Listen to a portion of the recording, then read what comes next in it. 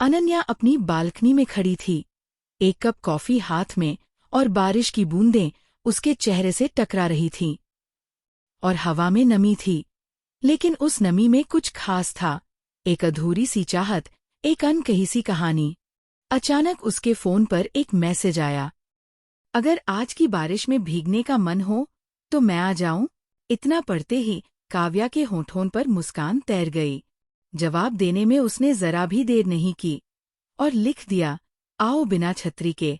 कुछ ही देर में दरवाजा खटखटाया गया। भीगे हुए बाल, आंखों में हल्की शरारत और होठों पर वही जानी पहचानी मुस्कुराहट।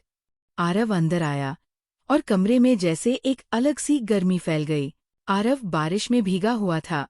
अनन्या तौलिया लेने गई, लेकिन लौटते वक्त उसकी उंगलियां तौलिए से पहले ही आरव के भीगे बालों को छू चुकी थी। उसकी सांसों की गर्मी आरव के ठंडे चेहरे पर महसूस हुई और एक पल के लिए समय ठहर गया। आरव ने कहा, तुम जानती हो ना, हर बार बारिश तुम्हें और भी हसीन बना देती है। अनन्या ने उसकी आंखों में देखा और बस इतना कहा, तुम भी हर बारिश में जरा और करीब लगते हो। कपों में कॉफी ठंडी हो रही थी, लेकिन कमरे में कुछ और उबल रहा था। भावनाएं, खामोशी और वो नजदीकियां जो शब्दों से नहीं, सिर्फ नजरों से बयां होती है। कॉफी अब तक ठंडी हो चुकी थी, लेकिन कमरे में एक अजीब सी गर्मी तैर रही थी। बाहर बारिश तेज हो गई, जैसे आसमान खुद भी इन दोनों की खामोशियों को महसूस कर रहा हो।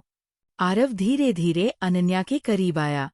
उसकी आंखों में झांकते हुए बोला, क्या तुम जानती हो, जब मैं तुम्हें देखता हूं तो बारिश की हर बूंद जैसे कुछ कहने लगती है।